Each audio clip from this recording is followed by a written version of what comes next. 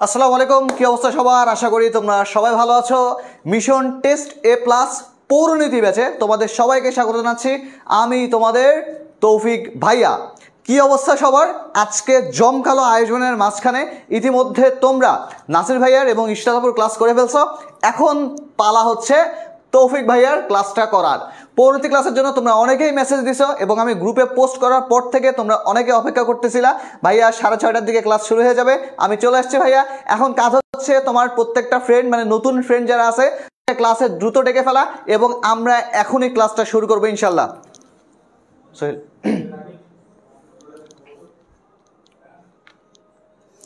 আমি একটু দেখতে চাচ্ছি তোমরা কে কে আমার সঙ্গে আছো ইতিমধ্যে বা লাইভে যুক্ত হয়ে আছো।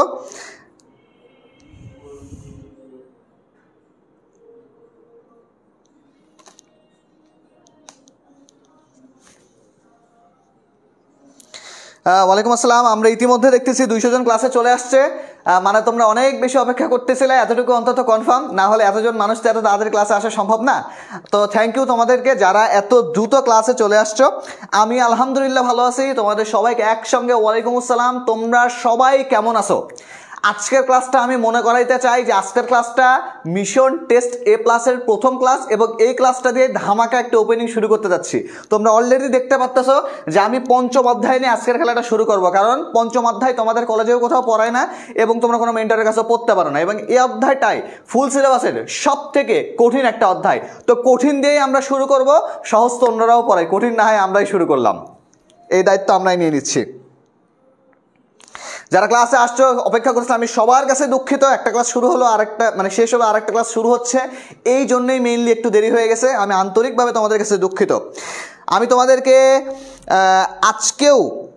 আজকেও বলে রাখতেছি যে তোমাদের কিন্তু আমি আগেই বলছি যে আজকের ক্লাসটাতে কিন্তু তোমাদের গাইডলাইন একটা দিব আমি, যে গাইডলাইনটা কিভাবে তোমরা পড়াশোনা করবা, কতখানি পড়ার দরকার আছে, কতখানি না পড়লেও হবে, এই সম্পর্কিত সব কিছু তথ্য আমি আজকে ইনশিওর করব তোমাদের কাছে, এবং সাথে সাথে ইনশিওর করব কিভাবে তোমরা সব থেকে ভালো বেস্ট আউটপুট অন্তত মিশন টেস্ট এ প্লাস কোর্স থেকে পাইতে পারো। এটা ফ্রি কোর্স, তারপরেও তোমরা আমাদের পেইডের মতো একদম হুবহু পেইডের মতো তোমরা, ঠিক আছে? তো এটা নিয়ে কোনো চাপ নেওয়ার দরকার নাই।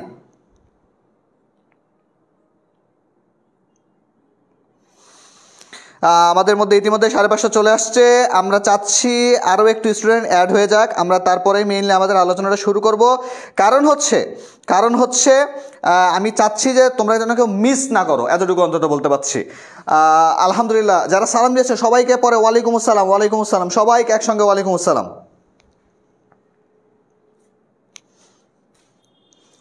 আচ্ছা, তোমরা শুরুতে একটা কাজ শুরু করবা, একটু সময় নষ্ট করি, ঠিক আছে?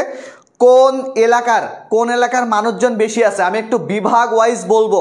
তোমরা যে যে বিভাগের আছো সেই বিভাগ থেকে বলবা হচ্ছে আমি বলবা, ঠিক আছে? মানে আমি যেটা বলতে বলবো সেটা তোমরা বলবা, ঠিক আছে? যারা যারা ঢাকা বিভাগ থেকে আসো তারা সবাই বলবা গাড়ি, হচ্ছে গাড়ি, ঠিক আছে? যারা যারা ঢাকা বিভাগ থেকে আসো তারা সবাই কি লিখবা? তারা সবাই লিখবা গাড়ি। কোন এলাকার মানুষজন বেশি আছে এই গ্রুপে একটু চেক করে দেখবো, কারণ এটার উপরেও পরে তোমাদের কিছু আসতে পারে, ঠিক আছে? সবাই একটু লাইভে থাকবা এবং সবাই বলবা। ঢাকাতে কেন বলতেছি? ঢাকাতে গাড়ি যানজট অনেক বেশি, ঠিক আছে? এই জন্য আমি বলবো যে ঢাকাতে গাড়ি বলবা। যারা যারা ঢাকায় আসো তারা বলবা গাড়ি। ক্লাসটা অনেক ইন্টারেস্টিং হবে, একটু অপেক্ষা করবা, একটু ক্লাসে থাকবা, ইনশাল্লাহ তোমার লাইফের একটা বেস্ট ক্লাস পাবা, এতটুকু অন্তত বলতে পারতেছি আমি, ঠিক আছে? বেস্ট ক্লাস পাইতে গেলে একটু অপেক্ষা করা লাগে। গাড়ি, ঢাকার মানুষ মনে হচ্ছে কম আছে, আমরা আস্তে আস্তে আগাবো, ঠিক আছে? ক্লাসের মাঝখানেও ভোট নিব।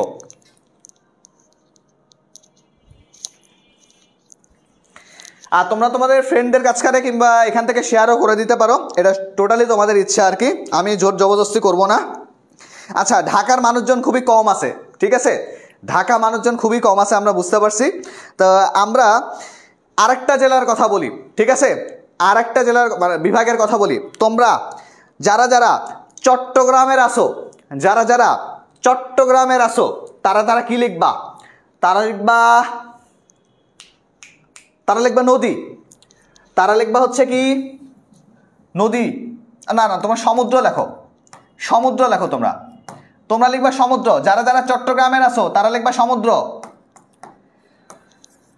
সবাই আসা পর্যন্ত আমরা এটা চালু করব, তারপরে আমরা এগুলা সবকিছু ক্যান্সেল করে আমরা পড়াশোনা শুরু করব। সবাই সবাই সবাই একটু ক্লাসে চলে আসো, তোমাদের ফ্রেন্ডদেরকে একটু ডেকে ফেলো তাড়াতাড়ি, আমরা একটুও সময় নষ্ট করব না। রিফাত, এই তো নাম মেনশন করলাম ভাই। আমরা আগামী 3 মিনিটের মধ্যে ক্লাস শুরু করব ইনশাল্লাহ, আগামী 3 মিনিটের মধ্যে আমরা ক্লাস শুরু করব। সমুদ্র, সমুদ্র খুব কম পাচ্ছি, সমুদ্র সমুদ্র খুবই কম পাচ্ছি। আচ্ছা একটু পচাই দেই, ঠিক আছে, একটু পচাই দেই, ঠিক আছে। সেটা হচ্ছে যারা যারা যারা যারা ব্রাহ্মণবাড়িয়াতে আসো, যারা যারা ব্রাহ্মণবাড়িয়াতে আসো তারা লিখবা ঝগড়া। যারা যারা ব্রাহ্মণবাড়িয়াতে আসো তারা লিখবা হচ্ছে ঝগড়া।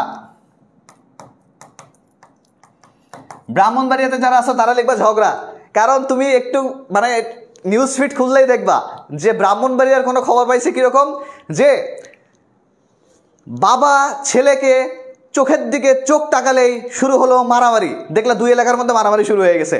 কিংবা ভাত খেতে লবণ না দেওয়ায় বর পক্ষ এবং কোনো পক্ষের মধ্যে মারামারি, গোস্তের মধ্যে হাড্ডি না থাকায় বর বউয়ের মধ্যে হলো মারামারি, আহত 3 শতাধিক। এই ধরনের খবর তোমরা দেখতে পারবা। তো যারা যারা ব্রাহ্মণবাড়িয়া আছে তারা লিখবা হচ্ছে ঝগড়া, ঠিক আছে। আমাদের মধ্যে ইতিমধ্যেই 950 প্লাস হয়ে গেছে। আমি বলছিলাম আজকের ক্লাসে 1000 পূরণ করে ছাড়বো ইনশাল্লাহ।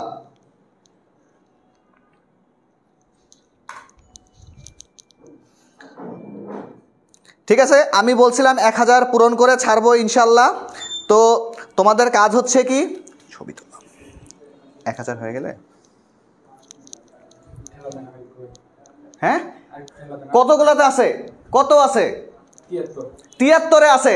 আমরা 1000 হলেই ক্লাস শুরু করবো ইনশাল্লাহ, 1000 হলেই ক্লাস শুরু করব। তোমরা সবাই রেডি হয়ে যাও, আমরা 1000 হতে আর মাত্র 23 জন বাকি আছে। তো আমরা 1000 হলে ইনশাল্লাহ ক্লাসটা শুরু করব। আর 5 জন আছে, এই তো হয়ে গেছে আলহামদুলিল্লাহ। প্রথম ক্লাস মিশন টেস্ট A+ আমরা পূরণ করে ফেলছি 1000-এর বাউন্ডারি। তোমাদের সবাইকে অনেক অনেক ধন্যবাদ। তোমরা না থাকলে আমরা পৌরনীতি ক্লাসে 26 ব্যাচে 1000 স্টুডেন্টটা পাইতাম না। তোমাদের সবাইকে অনেক অনেক ধন্যবাদ। আমার এই যে লোম শিউরে উঠতেছে তোমাদেরকে এই ঘটনাটা বলতে। আশা করতেছি তোমরা সবাই টেস্টে কাঙ্ক্ষিত রেজাল্ট অর্জন করতে পারবা ইনশাল্লাহ, ঠিক আছে।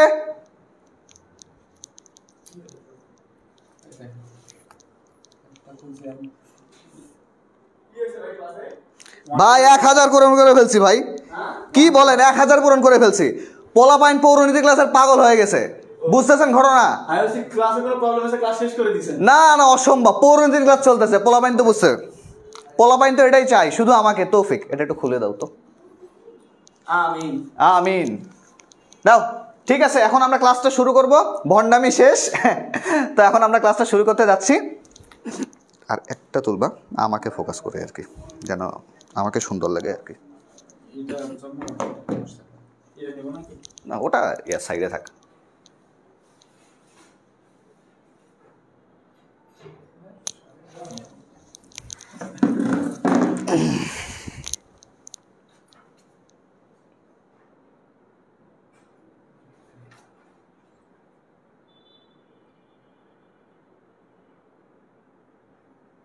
ঠিক আছে ঠিক আছে, আমরা এখন ক্লাসটা শুরু করতে যাচ্ছি ইনশাআল্লাহ। তোমাদের অসংখ্য ধন্যবাদ আজকের ক্লাসটায় উপস্থিত থাকার জন্য। আমরা আর দেরি করব না, আমরা এখনই ক্লাসটা শুরু করব। তোমাদের একটু দেরি করানোর জন্য আমি অনেক বেশি তোমাদের কাছে 1.1 হয়ে গেছে। আল্লাহ আল্লাহ আল্লাহ আল্লাহ।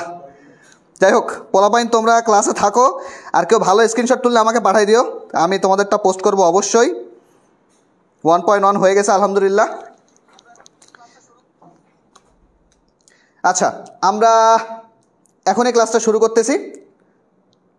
একটু দেরি করানোর জন্য আমি আন্তরিকভাবে সবার কাছে মাফ চাচ্ছি, আন্তরিকভাবে মাফ চাচ্ছি আমি। আসো আজকে আমাদের আলোচনার বিষয় কি? আজকে আমাদের আলোচনার বিষয় হচ্ছে বাংলাদেশের সরকার ও প্রশাসনিক কাঠামো। বাংলাদেশের সরকার এবং প্রশাসনিক কাঠামো। আমরা বর্তমান সময়ে সবথেকে বেশি টিভি খুললেই যে আলোচনাটা দেখতে পাই, সে আলোচনাটা হচ্ছে যে আমরা সব সময় শুনি সরকার পরিবর্তন করতে হবে, সংস্কার দরকার আছে, এটা এডিট করতে হবে, ওইটা এডিট করতে হবে, এই জিনিসটা আমরা সব সময় মনে করি। এই যে তোমরা বলতেছি যে সব সময় আমরা বলতেছি সরকার পরিবর্তন করতে হবে, এটা করতে হবে, সেটা করতে হবে, পুলিশ ঠিক করতে হবে, ইউনো রিফর্ম করতে হবে, এই সমস্ত জিনিসগুলো আমরা কোথায় পাবো? এটা পাওয়ার জায়গা হচ্ছে কি আমাদের জাতীয় সংসদ। সংসদের কোথায় পাবো? সংসদ কি নিয়ে গঠিত হয়েছে? গঠিত হওয়ার কারণটা হচ্ছে যে আমরা কি করব? আমরা সংবিধান নিয়ে আলোচনা করব। যে সংবিধানে কি আছে? সংসদ আছে। যে সংবিধানে কি আছে? যে সংবিধানে ইউনো আছে। যে সংবিধানে আমলারা আছে। যে সংবিধানে কি আছে? বাংলাদেশ পরিচালনার মূল দলিল আছে। তো আজকে আমাদের আলোচনার বিষয় হচ্ছে কি? বাংলাদেশের সরকার নিয়ে আলোচনা এবং প্রশাসনিক কাঠামো, প্রশাসনটা কিভাবে চলে, অর্থাৎ আমাদের ইউনো, ডিসি, এসি, এসপি যা আছে সবগুলো কিভাবে চলে তার সম্পর্কে আমাদের টোটাল আজকে আলোচনা হবে। দেখো প্রথম অংশটা খেয়াল করো, এই স্লাইডটা তোমরা পাবা। এই স্লাইডটা 5 অধ্যায়ের সেরা একটা স্লাইড, ঠিক আছে? 5 অধ্যায়ে কোনো মাইল্লাল এর থেকে ভালো স্লাইড তোমাদেরকে দিতে পারবে না। 5 অধ্যায়ের এই স্লাইডের বাইরে অন্তত কিছু পড়তে হবে, এতটুকু শিওর থাকো, ঠিক আছে?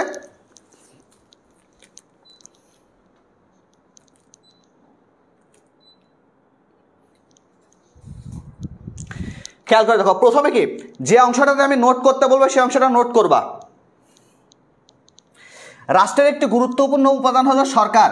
সরকার রাষ্ট্রের মুখপাত্র। প্রথম একটা এমসিকিউ, এমসিকিউ দাগাও, এমসিকিউ দাগাও। প্রথম এমসিকিউ, সরকার রাষ্ট্রের কি? সরকার রাষ্ট্রের হচ্ছে মুখপাত্র।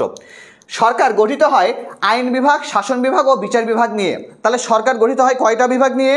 সরকার গঠিত হয় 3টা বিভাগ নিয়ে। কি বিভাগ? আইন বিভাগ, শাসন বিভাগ, বিচার বিভাগ। তোমাদেরকে আরেকটা প্রশ্ন কমন দিয়ে দেয়, সেটা হচ্ছে প্রথম পত্রের পরীক্ষায়, টেস্ট তো দ্বিতীয় পত্রের উপর হবে, এরপরে যে কোনো পরীক্ষায় বলি, প্রথম পত্রের যে কোনো পরীক্ষায় 7ম অধ্যায় থেকে আইন, শাসন, বিচার এই 3টা বিভাগের ভেতর থেকে একটা সৃজনশীল প্রশ্ন কমন পারবে ইনশাল্লাহ। আজকের ক্লাসে প্রথমেই বলে দিলাম, ক্লাসের প্রথমেই আজকে বলে দিলাম, ঠিক আছে? রাষ্ট্রের সার্বভৌম ক্ষমতা সরকারের মাধ্যমে প্রকাশিত হয়। বাংলাদেশের সরকার গঠিত হয় হচ্ছে, বাংলাদেশের সরকার গঠিত হয়েছে জাতীয় সংসদের মাধ্যমে মেইনলি, ঠিক আছে? এখন কথা হচ্ছে ভাইয়া, তোমাদের যদি এমসিকিউতে আসে যে রাষ্ট্রের সার্বভৌম ক্ষমতা সরকারের বদলে যদি এমসিকিউতে আসে কার মাধ্যমে প্রকাশিত হয়, তাহলে কি যারা পড়ে নেই তারা উত্তর করবে পুলিশ, যারা পড়ে নেই তারা বলবে আর্মি, যারা পড়ে নেই তারা বলবে বিচার বিভাগ, যারা পড়ে নেই তারা বলবে কি আদালত। কিন্তু যারা পড়ছে তারা কি দেখাবে? তারা দেখাবে হচ্ছে সরকারের মাধ্যমে। মানে যে পড়ে এবং যে পড়ে না তার কথার মধ্যে পার্থক্য হচ্ছে এইটাই, যে এই যে লাইনের ভেতরে থাকা এমসিকিউগুলো আইডেন্টিফাই করতে পারবে। এবার আসে জাতীয় সংসদ। বাংলাদেশের সংবিধানে এক কক্ষ বিশিষ্ট আইনসভা প্রবর্তিত হয়েছে। এই আইনসভার নাম হচ্ছে জাতীয় সংসদ। আচ্ছা, যদি প্রশ্ন আসে বাংলাদেশের আইনসভার নাম কি, আইনসভার নাম কি, তাহলে উত্তরটা কি হবে? জাতীয় সংসদ। এখন যে ফ্রেন্ডটা এই লাইনটা ভালো মতো পড়ে নেই সে কি দাগাবে?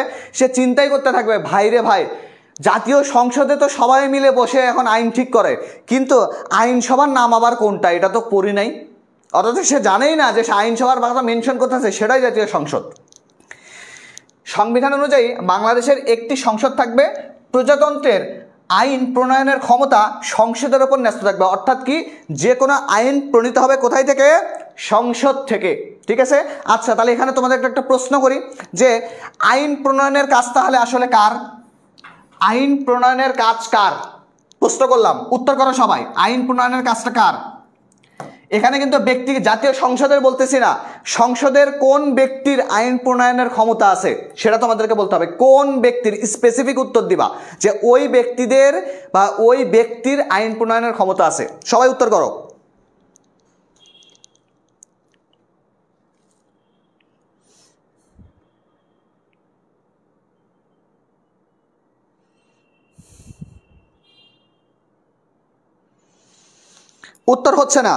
উত্তর হচ্ছে না। আমি সবাইকে আবার বলতেছি যে কোন স্পেসিফিক ব্যক্তির কথা বলছি, সংসদের কথা বলিনি, ব্যক্তির কথা বলছি। সরকার, উত্তর ভুল।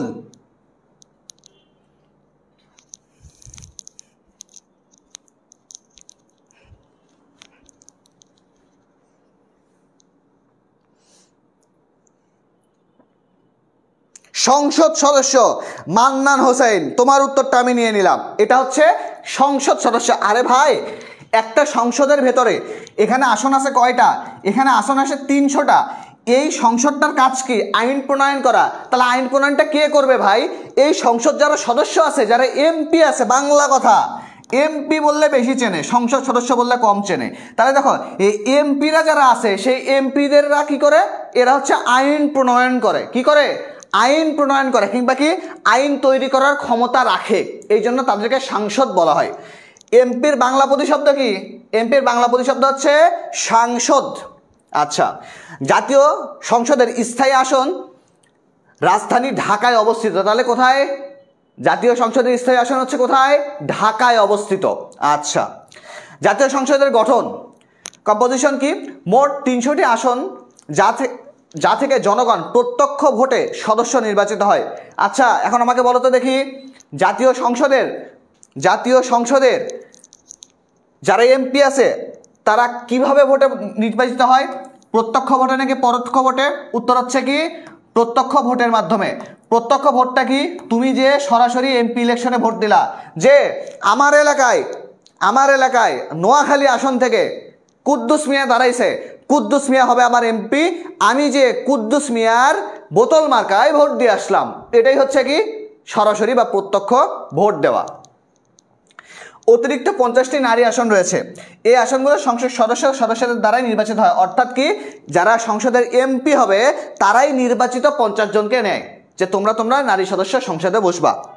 নারী প্রার্থীরা চাইলে সাধারণ আসন থেকেও প্রতিদ্বন্দ্বিতা করতে পারে।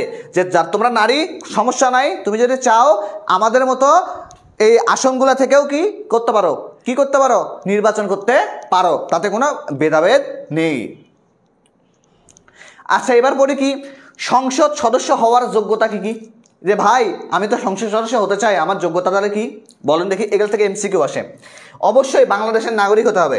ইন্ডিয়ান কেউ এসে যদি বলে যে বাবা আমি নোয়াখালী 3 নাম্বার আসনের এমপি হব, মেনে নেবে কি? নেবে না। অন্তত বয়স কত হতে হবে? 25 বছর হতে হবে। এখন 15 বছরের একটা ছেলে যদি বলে যে স্যার আমিও তো হচ্ছে সংসদ সদস্য হতে চাই, একদম দেবো একটা। এরপরে কি, নাম ভোটার তালিকার অন্তর্ভুক্ত করতে হবে, যে সে আমার দেশের যে ভোটার, এই তালিকার মধ্যে তার নামটা থাকতে হবে।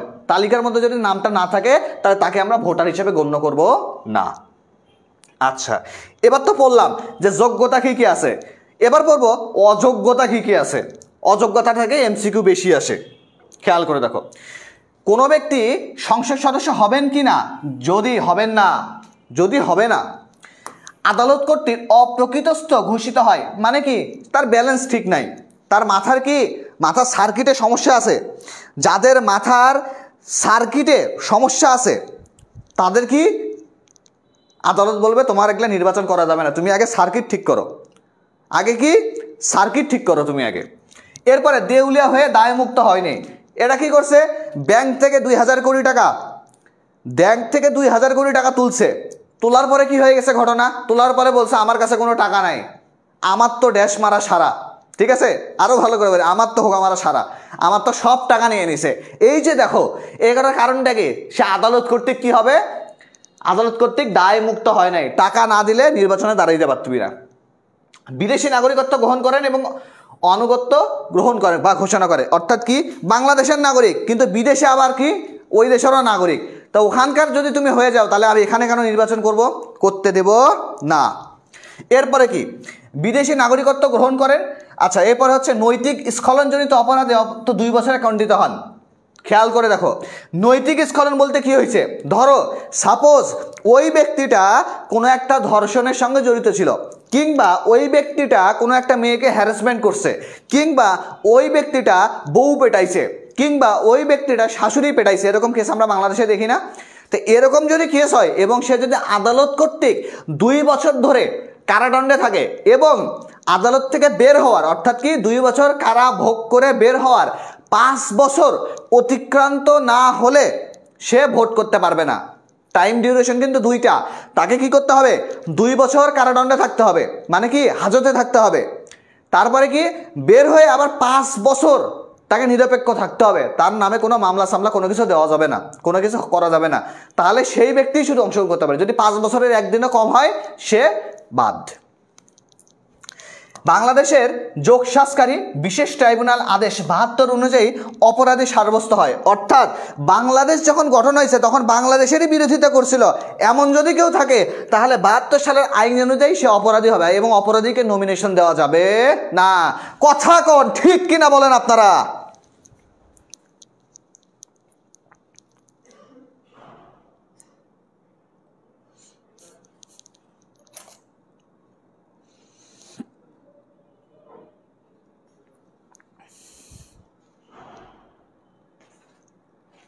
হ্যাঁ, এই তো আমার সাথে সাথে যখন বলবা তত বেশি দেখবা উত্তেজনা তৈরি হবে এবং উত্তেজনায় আমরা ক্লাস করে ফেলবো।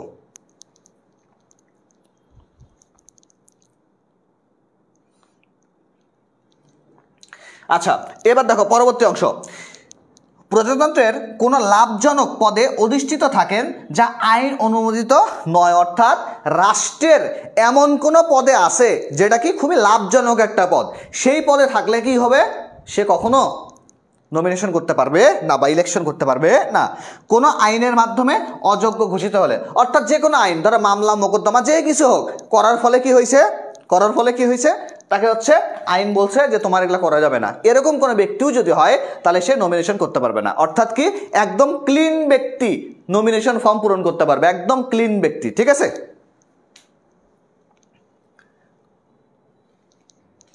পরবর্তী অংশে দেখো। আচ্ছা, এটা হচ্ছে FRB 4.0। FRB 4.0-তে তোমরা হচ্ছে অনেক কিছু পেয়ে যাবা। আমি একটু তোমাদেরকে বলে দেই, তোমরা অনেক বেশি টেক্সট করো, টেক্সটে রিপ্লাই দিতে দিতে আমাদের সবার অবস্থা খারাপ হয়ে গেছে। তো আমি তোমাদেরকে একটু হচ্ছে এখান থেকেই বলে দিচ্ছি এটা ডিটেলটা। FRB 4.0-এর পূর্ণরূপ অনেকে জানো না, সবাই আবার মেসেজ করো যে ভাইয়া এটার পূর্ণরূপটা আবার কি। ঠিক আছে, তো পূর্ণরূপটা হচ্ছে কি, final revision batch, final revision batch 4.0। মানে আমরা এর আগেও কয়টা ব্যাচ পারছি, প্রায় 4টা ব্যাচ আমরা পার করে ফেলছি। ঠিক আছে, তো এই ব্যাচের মধ্যে তোমাদের ভর্তি শুরু হবে হচ্ছে 24/11 থেকে। ব্যাচের ওরিয়েন্টেশন হবে, মানে কি তোমাদের আমরা যেরকম ওরিয়েন্টেশন গতকাল নিছিলাম সেরকম একটা ওরিয়েন্টেশন হচ্ছে কি 12/12-তে, 12/12-25-এ ওরিয়েন্টেশন হবে এবং ব্যাচের ক্লাস শুরু হবে 20/12-25, অর্থাৎ কি ডিসেম্বরের 20 তারিখে তোমাদের ইনশাআল্লাহ FRB 4.0 ক্লাসটা শুরু হবে। আর এই কোর্সে কি কি থাকতেছে একটু দেখে নাও। সেটা হচ্ছে ফুল সিলেবাস যারা আছে, সবারই তো আছে এখন থেকে, ফুল সিলেবাসে লাইভ ক্লাস পাবা প্রত্যেকটা অধ্যায় ভিত্তিক, একদম যারা লাগে সব কিছু। FRB 3.0 আমাদের যে কোর্সটা আছে সেই কোর্সের রেকর্ডেড ক্লাসগুলো আগেই পেয়ে যাবা। অর্থাৎ তুমি কোর্সে ভর্তি হওয়া মাত্র আগের ব্যাচের রেকর্ডেড যা ছিল সবগুলো তুমি পেয়ে যাবা। তোমার চাইলে, তোমার দরকার হলে তুমি সেখান থেকেও ক্লাসগুলো করে নিতে পারো, সমস্যা নেই, ক্লাস শুরু না হওয়া অবধি। প্রতিটা সাবজেক্টের আলাদা অধ্যায়ের আনলিমিটেড এক্সাম, অর্থাৎ কি তুমি সিভিক্স এনরোল করলা, সিভিক্সে আনলিমিটেড যতদিন মন চাই পরীক্ষা দিতে থাকো, কোনো সমস্যা নেই আমার। রিটেন এক্সাম থাকবে, অর্থাৎ আমরা তোমাদের সিকিউ এক্সাম নিব আর কি, সিকিউ এক্সাম নিব। প্রতিটা অধ্যায়ের সিকিউ সাজেশন থাকবে, প্রতিটা অধ্যায়ের MCQ সাজেশন থাকবে, প্রতিটা অধ্যায়ের স্লাইড তোমরা পেয়ে যাবা, অর্থাৎ কি আমরা যে স্লাইডটা থেকে পড়াবো। এরপরে হচ্ছে কি, এরপরে হচ্ছে যেটা বাংলাদেশের সব থেকে ইউনিক ব্যাপার, তোমাদের খুবই কাজে লাগবে এটা, সেটা হচ্ছে এই যে 16 থেকে 25 সাল পর্যন্ত MCQ এর যত সলভ আছে, 16 থেকে 25 পর্যন্ত প্রত্যেকটা বোর্ডের MCQ সলভ আমি নিজে করাই দিব, মানে সিভিক্সেরগুলো আর কি আমি নিজে করাবো। এরপরে হচ্ছে 27 ব্যাচের ফাইনাল পর্যন্ত রেকর্ড, অর্থাৎ যারা 27 ব্যাচে এখন আসো তারা কোর্সে এনরোল করতে পারবা। শেষ 1 মাস রিভিশন ক্লাস, অর্থাৎ তোমাদের টোটাল যা কিছু আছে, দুনিয়ার যা কিছু পড়াইছে শেষ 1 মাস সেটা রিভিশন দেওয়াবো। কম্বো অথবা বান্ডেল কোর্সে হলে আকর্ষণীয় গিফট আছে তোমাদের, যেটা এখন আমরা বলবো না, সেটা আমরা পরে রিভিল করব। আর এরপরে ফাইনাল মডেল টেস্ট, অর্থাৎ তোমাদের যখন সব কিছু শেষ হয়ে যাবে পরীক্ষার আগ মুহূর্তে তোমাদের ফাইনাল মডেল টেস্ট দেওয়া হবে, অর্থাৎ সিকিউ MCQ টোটাল মডেল টেস্টের পরীক্ষা নেব।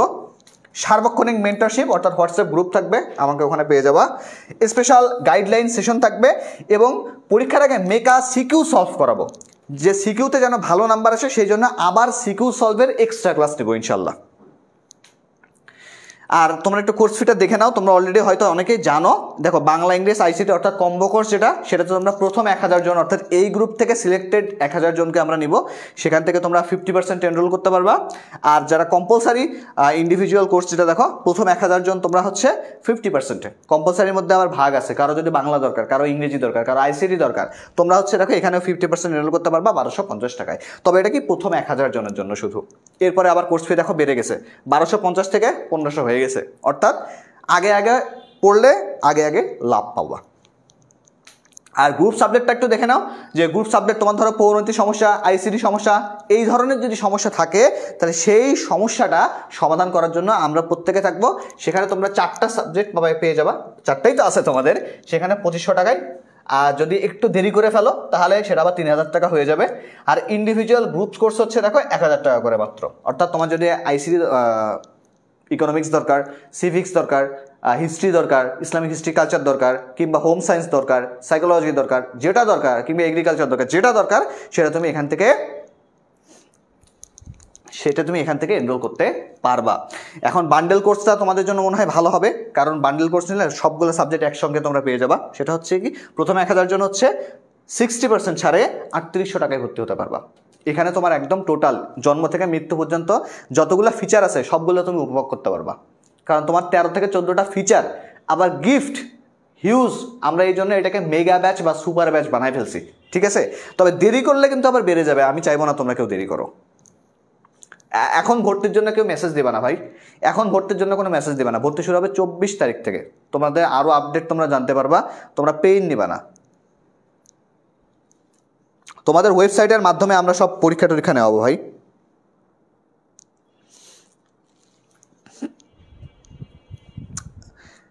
কোর্স ফি দেখা কমাই গেছি, তুমি চিন্তা করতে পারবা সায়েন্সের প্রত্যেকটা রিভিশন ব্যাচ, সায়েন্সের প্রত্যেকটা প্ল্যাটফর্মের রিভিশন ব্যাচ 6000 টাকায়, 6 থেকে 10,000 টাকায়।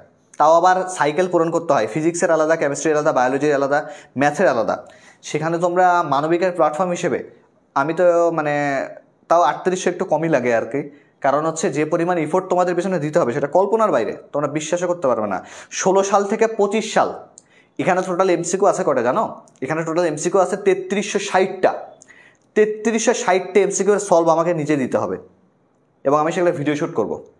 3360টা এমসিকিউ ফার্স্ট পেপার এবং সেকেন্ড পেপার মিলে। কল্পনা করতেছ কত বড় একটা কাজ তোমাদের জন্য এটা হচ্ছে। তোমাদেরকে আলাদা কোনো বই পড়তে হবে না, আলাদা কোনো বই কিনতে হবে না, জাস্ট ভিডিও দেখবা আর মাথায় নিয়ে নিবা। যাই হোক, আমরা আসি। এবার আসবো যে প্রথমে জানলাম কি যোগ্যতা, এবার আসবো হচ্ছে অযোগ্যতা। তারপরে আসলাম আবার কি, তারপরে আসলাম হচ্ছে যে তুমি যদি আসন শূন্য হয়ে যাবে, কি কারণে? তুমি যদি সংসদে নির্বাচিত হয়েও গেছো, হওয়ার পরে কোনো একটা কাজ করে ফেলছো যেটা হচ্ছে কি সংসদের সঙ্গে যাচ্ছে না, তো এরকম যদি কাজ হয়ে যায় তাহলে কি করতে হবে? এরকম কাজ হয়ে গেলে আসন শূন্য হবে। কোন কাজগুলো সেটা একটু আমাদের মুখস্থ করতে হবে। দেখো কত নাম্বার অনুচ্ছেদ, এটা অবশ্যই মুখস্থ করবা। এটা একটু দাগায় নাও যে সংবিধানের 37 নাম্বার অনুচ্ছেদ অনুযায়ী আসন শূন্য হবে। কত নাম্বার? 37 নাম্বার আসন, 37 নাম্বার 67 নাম্বার অনুচ্ছেদ। নির্বাচনের 90 দিনের মধ্যে শপথ গ্রহণ না করলে, অর্থাৎ ধরো আজকে নির্বাচন হয়ে গেছে, 15 নভেম্বর নির্বাচন হয়ে গেছে। হওয়ার পরে এই 15 নভেম্বর থেকে 3 মাস করো, তাহলে 15 ডিসেম্বর, 15 জানুয়ারি, 15 ফেব্রুয়ারি, অর্থাৎ 15 ফেব্রুয়ারির মধ্যে যদি সে শপথ না নেয় তাহলে কি হবে? তাকে বাতিল করে দেওয়া হবে। তুমি যত বড়ই নেতা হও না কেন, তোমাকে 3 মাসের মধ্যে কি করতে হবে? শপথ নিতে হবে। আচ্ছা, এরপরে সংসদের অনুমতি ছাড়া ক্রমাগত 90 বৈঠক দিবস অনুপস্থিত থাকেন। অর্থাৎ কি, সংসদের কাছে তুমি অনুমতি নাও নেই, না নিয়ে তুমি চলে গেছো, 90 দিন পার হয়ে গেছে, তাহলে তোমার কি করতে হবে? তোমার আসন শূন্য, তোমার কি সংসদ থেকে এমপি পদ বাতিল তোমার। এরপরে কি, সংসদ যদি ভেঙে যায়, যেরকম কি হাসিনা যখন পালাইছে তখন কি হয়েছে? সংসদ ভেঙে দেওয়া হয়েছে, তার মানে যারা এমপি ছিল সবাই বাতিল হয়ে গেছে। নির্বাচিত হওয়ার পর অযোগ্য ঘোষিত হলে, নির্বাচিত হয়ে গেছো কিন্তু তারপর তোমার মাথার সিট নষ্ট হয়ে গেছে, মাথার মাদারবোর্ড নষ্ট হয়ে গেছে, তাহলে তুমি বাতিল। এরপরে কোনো দলের মনোনয়ন প্রার্থী হিসেবে নির্বাচিত হওয়ার পর উক্ত দলের থেকে পদত্যাগ বা বহিষ্কৃত হয়ে গেলে, অর্থাৎ তুমি কি হয়েছ? তুমি হচ্ছে বোতল পার্টি, তুমি হচ্ছে কি তুমি বোতল পার্টি থেকে নির্বাচন করছো, বোতল পার্টি থেকে নির্বাচন করছো, নির্বাচন করার পরে তোমার কাজটা হয়েছে কি, নির্বাচন করার পরে তুমি হচ্ছে ওই দল থেকে তোমাকে বাদ দিয়ে দিছে, তুমি ওই দলের বিপক্ষে কথা বলা শুরু করে দিছো। এই যে দেখো, দলের বিপক্ষে যখন কথা বলা শুরু করে দিছো তখন তোমাকে কি ওখান থেকে বের করে দিছে। এরকম হলে তোমার সংসদ সদস্য বাতিল। সংসদ সদস্য নিজে পদত্যাগপত্র জমা দেন, কোথায় জমা দিবে? স্পিকারের নিকট। কিভাবে জমা দিবে? লিখিতভাবে। তাহলে এখানে এমসিকিউ, এমসিকিউ, এমসিকিউ, তাহলে দুইটা এমসিকিউ আমরা এখানে পাচ্ছি যে সংসদ সদস্য নিজে যদি বলে যে না আমি আর এমপিত্ব করবো না, তাহলে বাতিল।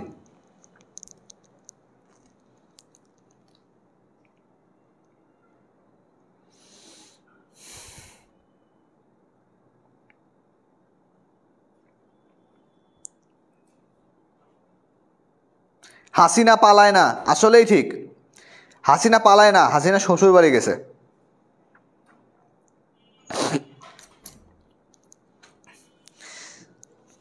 হাসিনা পালাবে না, তাই না? এখানে তোমরা বলছিলে আজকে ওবায়দুল কাদেরের ভাষায় কথা বলতে, তো যেহেতু প্রথম ক্লাসে একটু বলি তোমাদেরকে।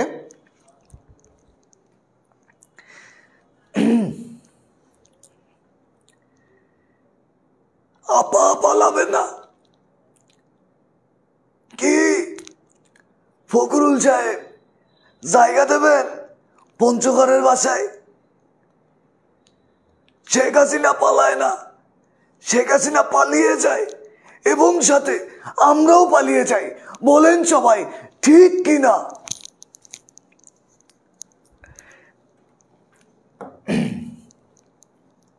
আসো পরবর্তী অংশে আমরা যাই।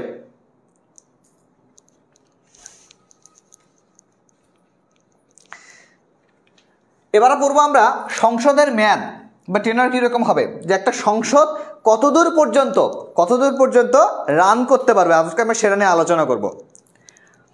জাতীয় সংসদের মেয়াদ হবে কত বছর? 5 বছর।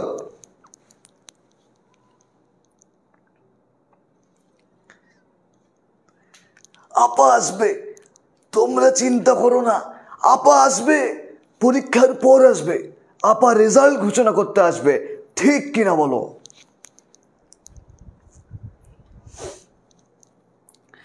আসো পড়াশোনা একটু করি। এবার কি বললাম যে প্রথম অধিবেশনের তারিখ হতে গণনা করা হয়, অর্থাৎ নির্বাচন হওয়ার পরে প্রথম যেদিন সংসদ বসবে সেদিনের তারিখ হতে আগামী 5 বছর পর্যন্ত সংসদের মেয়াদটা থাকবে। মেয়াদ শেষের আগে রাষ্ট্রপতি প্রধানমন্ত্রীর পরামর্শক্রমে সংসদ ভেঙে দিতে পারবে। অর্থাৎ কিরকম হয়? 3 মাস আগে রাষ্ট্রপতি প্রধানমন্ত্রীর পরামর্শে কি করে? প্রধানমন্ত্রীর পরামর্শে সংসদটা ভেঙে দেয় যে পরবর্তী নির্বাচনের প্রস্তুতি নেন। ঠিক আছে?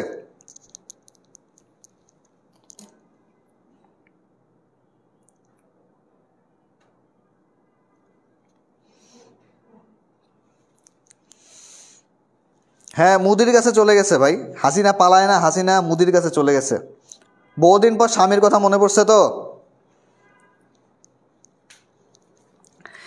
যুদ্ধ অবস্থায় রাষ্ট্রপতি সংসদের মেয়াদ সর্বোচ্চ 1 বছর পর্যন্ত বাড়াতে পারবে। এটা কিন্তু এমসিকিউর জন্য খুবই গুরুত্বপূর্ণ একটা প্রশ্ন।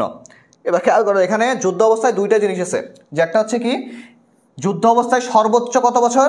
1 বছর, এবং যুদ্ধ শেষ হলে বর্ধিত 6 মাসের মধ্যে বেশি নয়। অর্থাৎ যেই যুদ্ধ হয়ে গেল তখন কি 1 বছর সংসদ এক্সটেন্ড করলো, ঠিক আছে?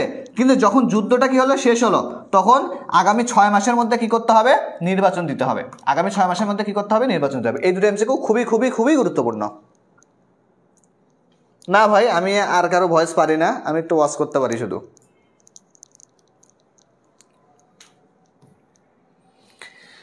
এরপরে আসো কোরাম। কোরাম জিনিসটা কি? সংসদের বৈঠক চলার জন্য অন্তত 60 জন সংসদ সদস্যের উপস্থিতি আবশ্যক। কোরাম না থাকলে স্পিকার বৈঠক স্থগিত বা মুলতবি করেন। এখন কি হয়েছে যে একটা সংসদের অধিবেশন বসবে কিংবা একটা বৈঠক হবে, বৈঠক হওয়ার সময় কি হবে? এই সংসদের ভেতর সর্বনিম্ন 60 জন সদস্য উপস্থিত থাকতে হবে। যদি 60 জন সংসদ সদস্য উপস্থিত না থাকে তাহলে সংসদ ওখানে স্থগিত করে দেওয়া হবে, অর্থাৎ পরের দিন আবার ঘোষণা দেওয়া হবে। কি এই 60 জনের মানে নামটাকে বলা হয় কোরাম। কোরামের সংখ্যাটা পরীক্ষায় অনেক বেশি আসে। কত? অন্তত 60 জন পরীক্ষায় এমসিকিউতে আসে।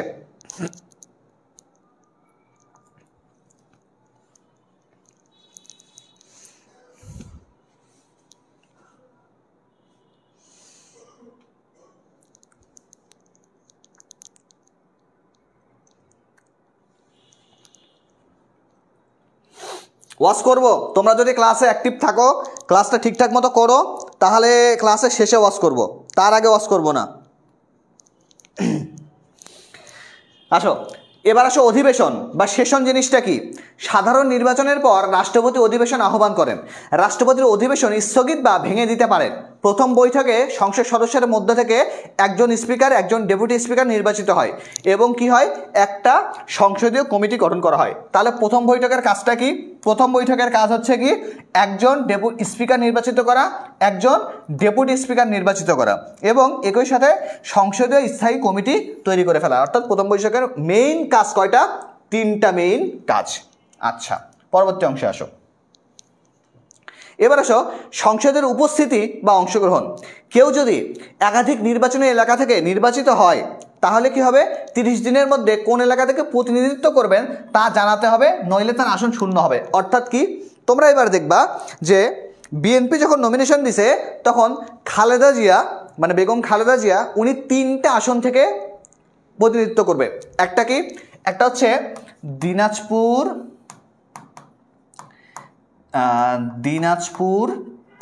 3, ফেনী 3 আর বগুড়া 6 সম্ভবত, বগুড়া 6, ফেনী 3ই মনে হয়। যাই হোক, 3টা আসন থেকে উনি নির্বাচন করবে, ঠিক আছে।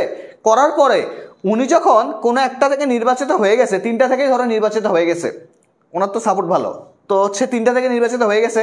হওয়ার পরে ওনাকে কি করতে হবে, 90 দিনের মধ্যে সংসদে জানাইতে হবে যে আমি বগুড়া 6 থেকে প্রতিনিধি হব বা এমপি হব, নাকি ফেনী থেকে এমপি হব, নাকি দিনাজপুর থেকে এমপি হব। বাদ বাকি 2টা আসন তাকে ছেড়ে দিতে হবে। এখন তোমাদের প্রশ্ন হতে পারে, আমি একটু তোমাদেরকেই প্রশ্নটা করি যে আচ্ছা, উনি যখন 2টা আসন ছেড়ে দিবে, সেই 2টা আসনে কি হবে? তোমরা কি বলতে পারবা সেখানের প্রতিনিধি তাহলে কিভাবে নির্বাচিত হবে? একটু বলো তো দেখি।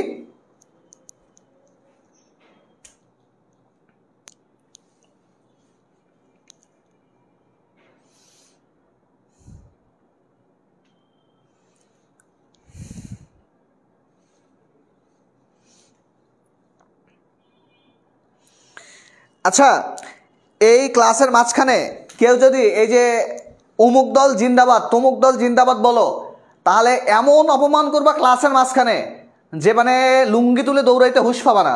পড়তে এসে এগুলো জিন্দাবাদ জিন্দাবাদ মারাও, পরীক্ষায় পারো না, আবার বলো জিন্দাবাদ জিন্দাবাদ। এমন লাথি মারবো না, পেট থেকে গু বাইর হয়ে যাবে।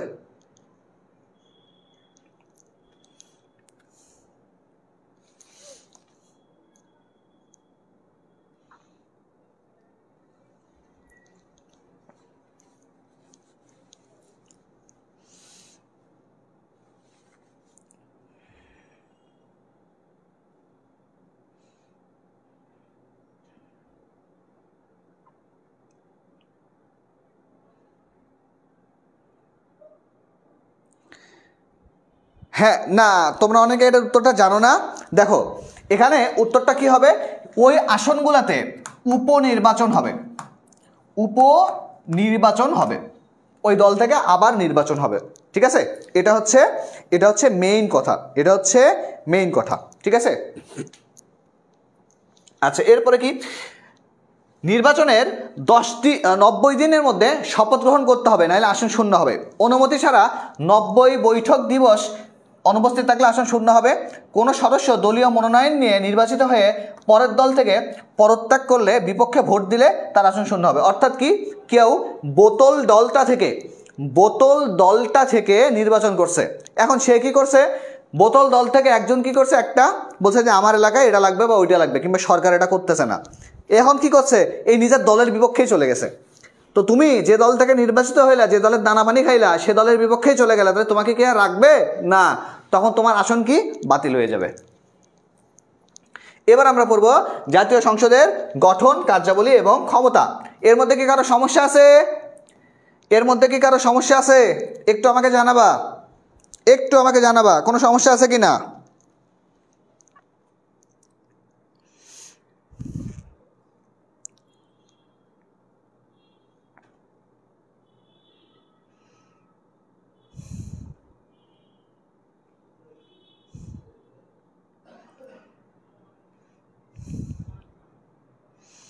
বোতল মার্কায় দিলে ভোট, শান্তি পাবে দেশের লোক।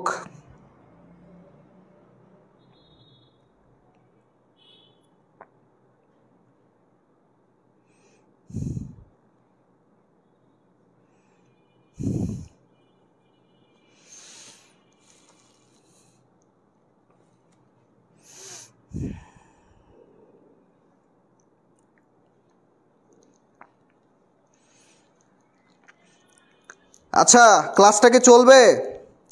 ক্লাসটা কি চলবে?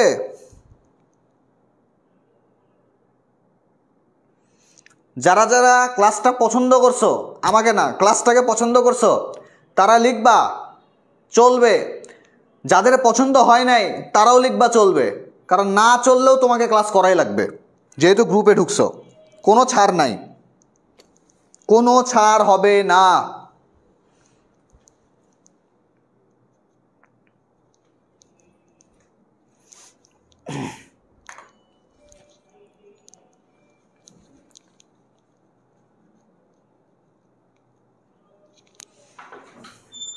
$1.2K হয়ে গেছে,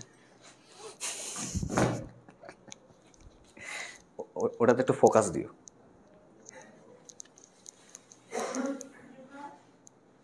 $1.2K উপর ফোকাস দিবা, তাহলেই দিবা।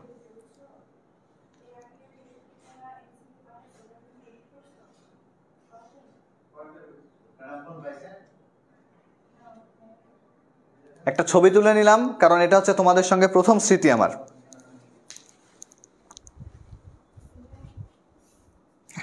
Thank you so much, good boy. 1, 2, 3 অধ্যায়। আচ্ছা, কোরআনটা আরেকটু বুঝিয়ে দেন। আচ্ছা ঠিক আছে, আমি বলতেছি। দেখো, খেয়াল করো, কোরআন জিনিসটা হচ্ছে কি, ধরো তোমার বিয়ে দরকার, তোমার বিয়ে হবে, এরা কাকে পচাই দেই দেখি? যার নাম সামনে পাবো তাকে পচাবো, যার নাম সামনে পাবো তাকে পচাবো।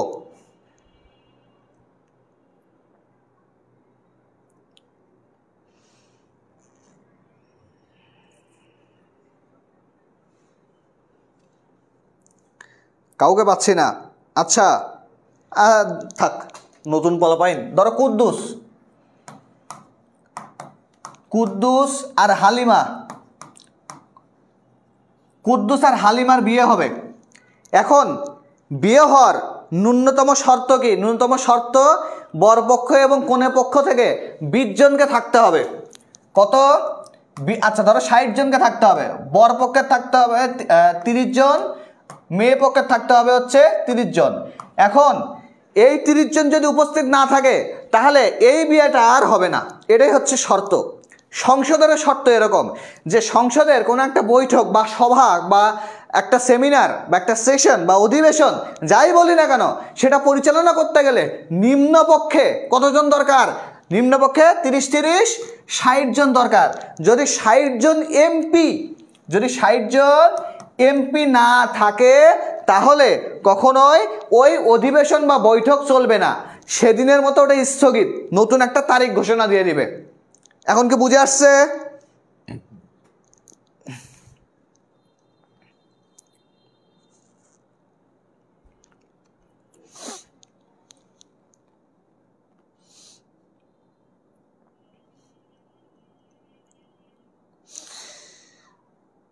আচ্ছা ঠিক আছে, এবার হচ্ছে কথা কি,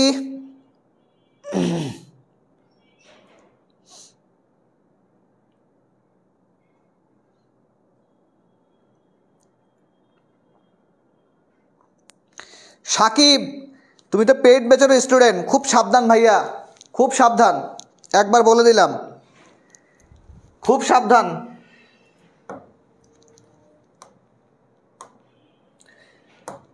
তোমরা যারা মাছ কাটতে জানো, ঠিক আছে, আমি তোমাদেরকে একটা কথা বলে দিই, আমি ক্লাসে কখনো 80+ আলোচনা করি না, ঠিক আছে, কখনো 18+ কোনো কথা বলি না, গালি দিলে ডিরেক্ট গালি দিয়ে দেই, কিন্তু কোনো 80+ জোক মারি না। কারণ কথা হচ্ছে কি, মাছ কাটতে যে দেখবা মা খালারা ছাই দিয়ে ধরে, যে মাছটা বেশি মনে করো নাড়াচাড়া করতেছে তাকে কি করে, তাকে তারপরে ছাই দেয়, চুলার ছাই দিয়ে তাকে ধরে কেটে ফেলে। তো ক্লাসের মাঝখানে যে মাছগুলা বেশি বেশি লাফালাফি করবে তাদেরকে ছাই দিয়ে ধরবো, ছাই দিয়ে ধরে কেটে ফেলবো। এটা হচ্ছে আমার বাংলা কথা। আচ্ছা, এখন তোমাদেরকে আমি একটা গাইডলাইন সেশনের কথা বলছিলাম, ঠিক আছে, তোমাদের গাইডলাইন সেশনের কথা বলছিলাম। এখন তোমাদের একটা গাইডলাইন সেশন থেকে তোমাদের সমস্যাটা সমাধান করে দেই। গাইডলাইন ক্লাসটা কীরকম হবে আমি তোমাদেরকে একটু বলি, এটা সবাই শুনে রাখবা, কারণ তোমাদের এখন সব থেকে বেশি দরকার হচ্ছে এটা। প্রি টেস্ট হয়ে গেছে, টেস্ট হওয়ার পরে তোমাদের সব থেকে বড় সমস্যা হচ্ছে কি, তোমাদের সব থেকে বড় সমস্যা হচ্ছে ভাইয়া এখন টেস্টের জন্য প্রিপারেশন কিভাবে নিলে সব থেকে বেটার আউটপুট পাবো, টেস্টের থেকে কিভাবে প্রিপারেশন নিলে সব থেকে বেটার রেজাল্ট পাবো। এক্ষেত্রে তোমাদের 5টা জিনিস বাধা হয়ে দাঁড়ায়। কয়টা জিনিস? 5টা জিনিস বাধা হয়ে দাঁড়াবে। সেই 5টা জিনিসগুলো তোমাদেরকে একটু বলতেছি, একটু আমার কথা কমেন্ট করা বন্ধ করে আমার কথাটা একটু সবাই শোনো, হাত জোর করে বলতেছি কমেন্ট করা বন্ধ করে আমার কথাটা একটু শোনো এবং খাতায় নোট করে রাখো এই জিনিসগুলো কাজের। দেখো বোর্ডে 5টা প্রশ্ন লেখা আছে, এই 5টা প্রশ্ন তোমাদের জন্য খুবই গুরুত্বপূর্ণ যদি A+ পাইতে চাও। প্রথম প্রশ্ন খেয়াল করো, কিভাবে এখন থেকে পড়লে টেস্টে A+ পাওয়া যায়? আমি একদম সহজ কথায় লিখি, অমানুষের মতো পড়লে, অমানুষের মতো পড়লে, অমানুষের মতো পড়লে কি হবে? টেস্টে A+ পাওয়া যাবে। এখন অমানুষের মতো পারে কোনটা পড়ে দেখবা, যারা যারা যারা যারা দেখবা খুবই ফেসবুকিং করতেছে, সকালে ঘুম থেকে উঠে আগে ফোন চালানো শুরু, বিকেলবেলা বের হয়ে আড্ডা, বন্ধু কোথায় আসিস, আয় ব্রিজে আয়, বন্ধু কোথায় আসিস, চল গার্লস কলেজের সামনে যাই, মেয়ে দেখবো আজকে, বন্ধু কোথায় আসিস, আজকে খাওয়া দাওয়া করবো। এরা মানুষ, তোমাদের হইতে হবে অমানুষ, তোমাদের হইতে হবে কি? অমানুষ হইতে হবে। সকালে ঘুম থেকে উঠে পড়তে হবে, দুপুরে খাওয়ার পরে 20 মিনিট ঘুমাবা, 20 মিনিট ঘুমানোর পরে আবার পড়তে বসবা, আমাদের ক্লাস করবা, দিনে 5টা করে ক্লাস নিচ্ছি তোমাদের জন্য, 5টা ক্লাস করবা, রাতে ঘুমানোর আগে 5টা ক্লাস থেকে কি কি নোট করছো, কি কি নোট করছো নোটটা রিভিশন দিবা, রিভিশন দিয়ে ঘুমাই যাবা, 12টার মধ্যে ঘুমাই যাবা। ঘুমানোর পর পরের দিন সকালে উঠবা ভোরে, যারা নামাজ পড়ো নামাজ পড়বা, যারা পড়ো না তারা পড়ার চেষ্টা করবা। নামাজ পড়ার পরে কি করবা? পরে আবার ওই নোটটা দেখবা, আগের দিন ক্লাসের নোটটা দেখবা, নোট দেখার পরে কি করবা? আগের দিন যে কয়টা অধ্যায় পড়ানো হয়েছে সেই কয়টা অধ্যায় 9টা 10টার মধ্যে রিভিশন দিয়ে দিবা। কলেজ থাকলে কলেজ করবা, কলেজ থেকে আসবা, এসে আবার ক্লাসে বসবা। তাহলে তোমাকে কি করতে হবে? সময় অপচয় করা যাবে না। এই ফোন আজকে থেকে মাথায় রাখবা, এই ফোন আজকে থেকে তোমার জীবন থেকে ডিলিট। এই ফোন রেখে কোনো কাজ নাই, এই ফোন রেখে কোনো কাজ নাই, বাস্তব সত্যি কথা বলতেছি, এই ফোন রেখে কোনো কাজ নাই। আজকে যে রিলসটা তুমি দেখতেছো সেই রিলসটা আজকে না দেখলে আগামী 1 বছর পরেও পাবা, কিন্তু আগামী 6 মাসের মধ্যে তোমার ফাইনাল পরীক্ষা 2বার দিতে পারবা না, 1 বছর গ্যাপ হয়ে যাবে। ফাইনাল পরীক্ষার রেজাল্ট খারাপ করলে কেউ কোনো এক্সকিউজ শুনবে না, কিন্তু আজকে যে রিলটা দেখছো সেই রিলসটা 1 বছর পরেও তুমি পাবা। এটা শাকিব খানের ছবি নামছে, ধরো মা বড় না বউ বড়, এই ছবিটা আজকে না দেখলে কি ডিলিট হয়ে যাবে? হবে না। আজকে না দেখলে ডিলিট হবে? হবে না। এই ছবিটা তুমি 1 বছর কেন 100 বছর পরেও দেখতে পারবা। ডিজিটাল মিডিয়ার যুগ, 100 বছর আগের জিনিসও দেখা যায়। এটা 25 সাল, তুমি 2225 সালে আসেও তুমি দেখতে পারবা, সমস্যা নাই। কিন্তু আজকে যদি না পড়ো আলটিমেটলি টেস্টে খারাপ করবা, ফাইনালে খারাপ করবা। তাহলে আমি তোমাদের সহজভাবে একটা কথা বলে দিচ্ছি যে কিভাবে পড়লে পাবা A+ এনশিওর করতে পারবা, কিভাবে পড়লে A+ এনশিওর করতে পারবা। অমানুষের মতো পড়তে হবে। মানুষ হইলে ওই রিলস দেখবা, অমানুষ হইলে তোমার সম্পর্ক হবে টেবিলের সঙ্গে। তুমি যদি টেবিলের সাথে তোমার সম্পর্ক বজায় রাখতে পারো আলটিমেটলি দিন শেষে অন্তত বলতে পারবা যে ভাইয়া আমি A+টা নিজের যোগ্যতায় নিজের পরিশ্রমে এনশিওর করতে পারছি, A+ হচ্ছে আমার, এই কনফিডেন্স নিয়ে পরীক্ষা দিতে যাবা, তোমার মধ্যে এটা থাকবে। যদি সারাদিন রিলস দেখো ওর পিছনে ঘোরাঘুরি করো আলটিমেটলি দিন শেষে তুমি শুধু এক্সকিউজ দিবা যে পরীক্ষার প্রশ্ন করে নইছে, জ্বর আসছে, এটা হইছে সেটা হইছে, তোমার শুধু এক্সকিউজ দিবা, তুমি এর বাইরে কিছুই দিতে পারবা না। তো কি করতে হবে? প্রথম কাজ, এখন থেকে পড়লে হবে অমানুষের মতো পড়তে হবে। সবাই বুঝছি তো? সবাই তো পড়বো এখন থেকে, আমার সাথে সবাই ইনশাল্লাহ বলবা, সবাই কমেন্টে লিখবা যে পড়বো ইনশাল্লাহ, সবাই লিখবা। আজকে থেকে নতুন একটা জার্নি, আজকে থেকে নতুন জার্নি। আর আমি তৌফিক ভাইয়া দায়িত্ব নিচ্ছি তোমাদেরকে, তোমাদের যে পরিমাণ ডেডিকেশন, মোটিভেশন, ডিসিপ্লিন শেখানো দরকার, বলা দরকার, রুটিন করে দেওয়া দরকার, সব কিছু আমি নিজ দায়িত্বে তোমাদেরকে করে দেবো। আমি আজকে এখানে লাইভে দাঁড়াই বলতেছি, ঠিক আছে? আমার পোস্ট তোমরা ফলো করবা, আমার পোস্ট ফলো করলে ইনশাল্লাহ তোমরা সব ধরনের গাইডলাইন পেয়ে যাবা ইনশাল্লাহ, ঠিক আছে? সবাই আজকে থেকে পড়বো তাহলে ইনশাল্লাহ।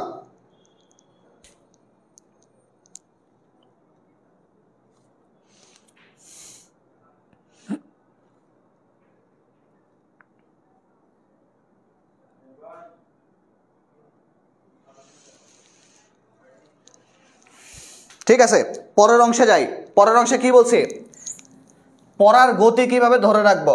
এখন আমাদের সমস্যা কি? আমি তোমাদের একটা কথা বলি, আমাদের সমস্যা কি? আমি তোমাদেরকে আজকে মোটিভেট করলাম যে ভাইয়ারা তোমরা খুব ভালো করে পড়ো, তোমরা কি করবা, আগামীকালকে কত তারিখ, 16 তারিখ, আগামীকালকে তোমরা কি করবা, আগামীকালকে তোমরা 10 ঘন্টা পড়বা। 17 তারিখে তোমরা কি করবা, মোটিভেশন একটু ডাউন হয়ে গেল, 8 ঘন্টা। 18 তারিখে কি করলা, 5 ঘন্টা। 19 তারিখে কি করলা, 4 ঘন্টা। 20 তারিখে কি বলবা, ভাইয়া আজকে পড়ি নাই। এরকম হয়ে যাবে ব্যাপারটা, এরকম হয়ে যাবে ব্যাপারটা। আমি রিয়েল লাইফ এক্সপিরিয়েন্স থেকে বলতেছি। তোমাদের কাজ কি, আজকে থেকে রুটিন করো, টেবিলের সামনে লিখে রাখো। আজকে থেকে রুটিন হবে তোমাদের, টেবিলের সামনে লিখে রাখবা যে অন্তত অন্তত প্রতিদিন প্রতিদিন প্রতিদিন 5 ঘন্টা পড়াশোনা করব। তোমার বাসায় যাই কিছু হয়ে যাক, ঝগড়া লাগুক, গার্লফ্রেন্ডের সঙ্গে ঝগড়া হোক, ভাত না খাইতে পারো, কাছে টাকা থাকুক চাই না থাকুক, বই থাকুক না থাকুক, তোমার ডেইলি পড়াশোনা যেন 5 ঘন্টা পূরণ হয়। 5 ঘন্টার 1 মিনিট কম হলে নিজের গালে 3টা থাপ্পড় দিবা। 5 ঘন্টার 1 মিনিট যদি কম হয়, নিজের গালে 3টা থাপ্পড় মারবা। থাপ্পড় মেরে আবার পড়তে বসবা, থাপ্পড় মেরে ঘুমানোর দরকার নাই, থাপ্পড় মেরে পড়তে বসবা।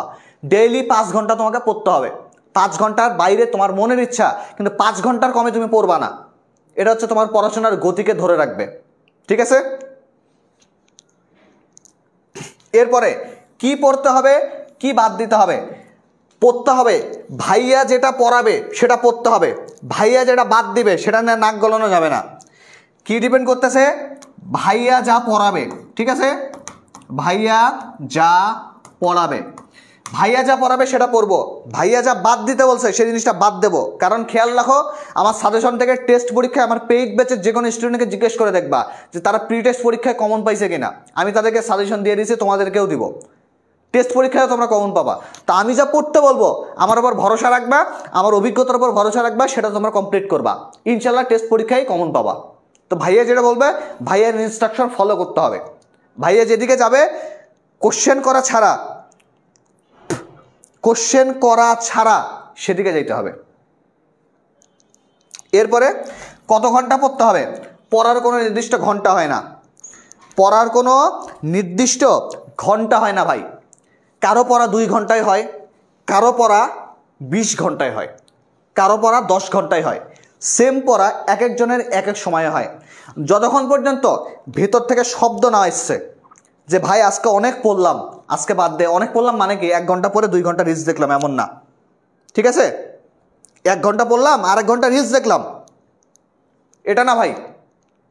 পড়তে হবে 1 ঘন্টা, 2, 3, 4, 5, 6। যখন 6-7 ঘন্টা পড়বা, একটা জিনিস আমি সেদিন ক্লাসে বলছিলাম যে তোমার পড়াশোনা দেখে মানুষ যাতে বলে যে ছেলেটা পরিশ্রম করছে, এই কথাটা বের করতে পড়াশোনা করবা। তোমার পড়াশোনা শুনে মানুষ যাতে বলে যে না এই ছেলেটা পড়াশোনা করছে, বাপ মা যেন উঠে এসে বলে যে বাবা আর পড়িস না, এই পরিমাণ পড়াশোনা করে দেখো, সাকসেস তোমার কাছে আসবেই ভাই। আজকে এটা প্রথম দিন, এই জন্য কথাগুলো বলতেছি, এরপরে আর বলবো না। সাকসেস তোমার কাছে আসবে, তোমার পড়াশোনা দেখে তোমার বাপ মা যেন বলতে পারে যে বাবা হইছে আর পড়িস না, এখন ঘুমাই যা। তুমি কি করো, 1 ঘন্টা ফোন দেখো, 1 ঘন্টা ফোন দেখে 5 মিনিট পড়ো, 5 মিনিট ফোন দেখার পরে তুমি কি হারাই যাও। এই যে আমি তোমাদেরকে এখানে বলছি, এখানে এটা কে আমি চিনি না আসলে, এই যে মেনিহা মিমি বলছে যে ভাইয়ার দেওয়া সাজেশন ফর্মটা প্রি টেস্ট পরীক্ষায় অনেক কমন পাইছি, তার মানে আমার উপর ভরসা রাখো, আমি তোমাদেরকে পড়াই দেব। কিন্তু ব্যাপার হচ্ছে একটাই, তোমার পড়াশোনার টেবিলে দেখে যেন মনে হয় যে না ছেলেটা পড়াশোনা করছে, ওর পেছনে আমি যে পরিশ্রমটা নিয়েছি সে পরিশ্রমটা কাজে লাগছে, এটার প্রতি ভরসা রাখতে হবে। যদি এই ভরসা নিজের উপর তৈরি করতে পারো, 2 দিন পরে ভাইয়ারও দরকার নাই, নিজে নিজের পড়া গুছাই A+ পাইতে পারবা। কিন্তু পড়ার জন্য একটা রিদম তৈরি করতে হবে। একদিন 1 ঘন্টা পড়ো, আগামীকালকে 2 পড়ো, পরশু দিন 3 পড়ো, 3 ঘন্টায় 2 সপ্তাহ পড়ো, তারপরে 4 ঘন্টা পড়ো, তারপরে 5 ঘন্টা পড়ো, তারপরে 6 ঘন্টা পড়ো।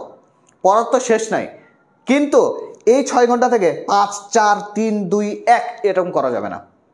তোমার পড়াশোনা করতে হবে কি, আজকে থেকে আরেকটা কাজ করো, সবাই ক্যালেন্ডার আছে না বাসায়, ক্যালেন্ডারে লিখে রাখবা, ক্যালেন্ডারে লিখে রাখবা যে ডেইলি কয় ঘন্টা পড়াশোনা করছো। নিজের কাছে সৎ থাকবা, নিজের কাছে সৎ থাকবা। আমি এখানে একটা স্পেশাল ঘোষণা দিচ্ছি তোমাদের জন্য। আজকে থেকে, আজকে 15 নভেম্বর আমাদের কোর্সে 1 মাস চলবে, তোমাদের টেস্ট পরীক্ষার আগ পর্যন্ত। তাহলে খেয়াল করো, 70% কোর্স শেষ হয়ে যাবে। FRBর ঘোষণা তো দিয়েই দিছে অলরেডি, সেটা বিষয় না, কিন্তু আমি তোমাদেরকে বলতেছি কি 1 মাস পর্যন্ত ক্যালেন্ডারে লিখে রাখবা যে আগামীকালকে 16 তারিখ 16 তারিখে কত ঘন্টা পড়ছি? 16 তারিখের নিচে ছোট্ট করে রেখে রাখবা 5 ঘন্টা। 17 তারিখ আসবে, 17 তারিখে কত পড়ছি? 2 ঘন্টা। 18 তারিখ আসছে, 18 তারিখে পড়ছি কত? 6 ঘন্টা। এইভাবে পুরো 1 মাস হিসাব করবা যে ভাই 1 মাসে আমি কতটুকু পড়লাম, তাহলে নিজেকে জাজ করতে পারবা।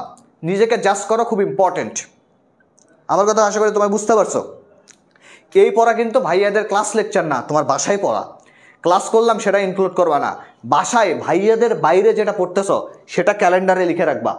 আগামী 1 মাস পরে তোমরা সবাই মিলে গ্রুপে পোস্ট করবা, সবাই মিলে গ্রুপে পোস্ট করবা যে ভাইয়া আমি গত 1 মাসে 200 ঘন্টা পড়ছি, 500 ঘন্টা পড়ছি 1 মাসের মধ্যে। এই জিনিসগুলো আমি তোমাদের সবার কাছে চাই। তো এই জিনিস মেনটেন করলে তোমাদের টেস্টে কি আসবে? A+ 100% আসবে ইনশাল্লাহ। তুমি এর আগে অনেক মোটিভেশন পাইছো, এর আগে অনেকজন তোমাকে এই কথাগুলো বলছে, কিন্তু আলটিমেটলি এই কোর্স ওয়াইজ এভাবে পাও নাই।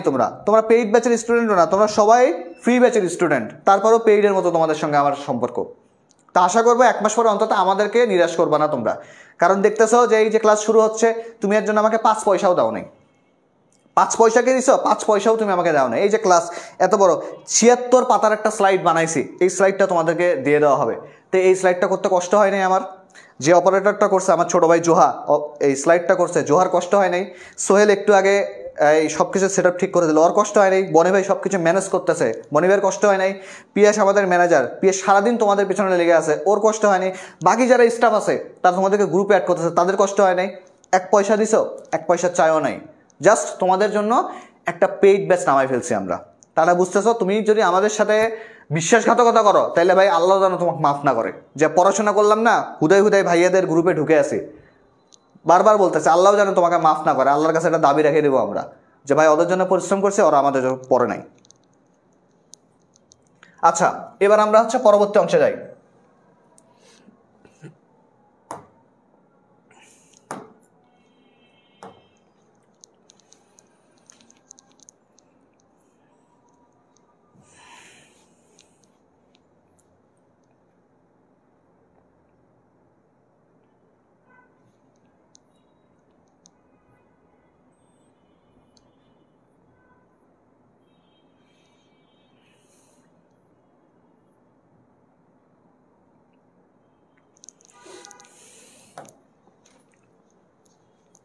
এবার আমরা পড়ব।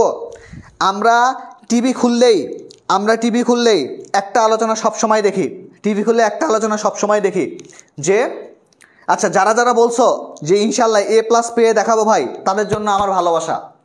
যারা যারা বলছো এই গাটসটা যাদের মধ্যে আছে যে ভাই A+ আপনার কথা শুনছি পায়ে দেখাবো, আমি মনে করি তোমরা A+ পাবা ইনশাল্লাহ। এই শক্তিটা ভেতরে রাখো, এই শক্তি রাখলে A+ পাবা। যার মধ্যে এই শক্তি নাই সে দেখবা মারা খাইছে,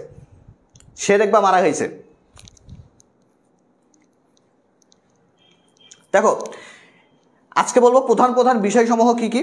প্রথম কথা, সংসদ আহ্বান স্থগিত ভেঙে দেওয়ার নিয়ম তৈরি করা। অর্থাৎ সংসদ কখন থেকে ডাকা হবে, কখন স্থগিত করা হবে, কখন ভেঙে দেওয়া হবে, এই নিয়মটা কে করবে? জাতীয় সংসদ করবে। সংসদ সদস্যদের শপথ প্রক্রিয়া তৈরি করা। অর্থাৎ কি, যারা যারা নির্বাচিত হবে তাদের শপথ গ্রহণ প্রক্রিয়া তৈরি করতে হবে। যদি শপথ গ্রহণ প্রক্রিয়া না তৈরি করতে পারি তাহলে কি হবে?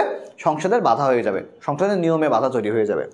স্পিকার, ডেপুটি স্পিকার নির্বাচনের পদ্ধতি তৈরি করতে হবে। প্রশ্ন উত্তর পর্ব পরিচালনার নিয়ম করতে হবে।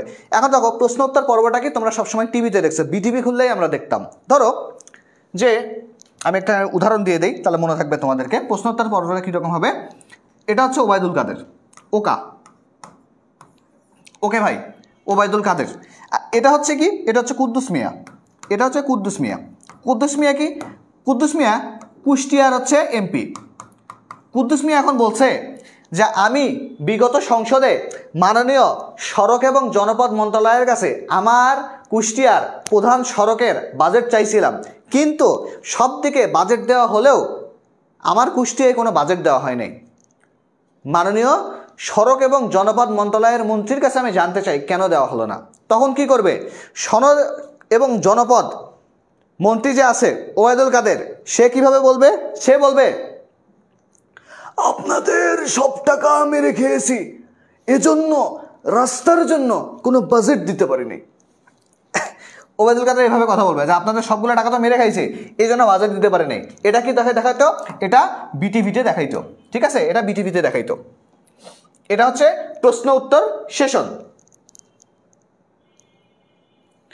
এবার দেখো সংসদের সদস্যের মধ্যে আচরণবিধি কি করতে হবে। উদ্দেশ্য সংসদের কার্যক্রমকে সুশৃঙ্খল এবং কার্যকরভাবে পরিচালনা করা। এরপরে দেখো সংসদের ভাষা, সংসদে তাহলে কোন কোন ভাষা ব্যবহার করতে পারবে একটু খেয়াল করো তো। দেখো জাতীয় সংসদে সরকারি ভাষা হচ্ছে বাংলা, অর্থাৎ সবাই এখানে বাংলায় কথা বলবে। সংসদের কার্যবিবরণী এবং রেকর্ড বাংলা ভাষায় সংরক্ষিত হবে। স্পিকারের অনুমতি নিয়ে কোনো সদস্য ইংরেজিতে বক্তব্য রাখতে পারে, কেউ চাইলে ইংরেজিতেও বক্তব্য রাখতে পারে। সেক্ষেত্রে কার দরকার আছে? দরকার আছে হচ্ছে স্পিকারের অনুমতির। এমসিকিউর জন্য গুরুত্বপূর্ণ। জাতীয় সংসদ এবং সদস্যদের মধ্যে বিশেষ অধিকার এবং দায় মুক্তি। সংসদের কার্যধারার বৈধতা নিয়ে কোনো আদালতে প্রশ্ন করা যাবে না। অর্থাৎ কি সংসদ নিজের গতিতে চলবে, এই নিজের গতিতে চলার মাঝখানে কোনো আদালতে প্রশ্ন করা যাবে না যে সংসদ ওইভাবে চলছে কেন। আদালতের ঊর্ধ্বে হচ্ছে কোথায়? সংসদ।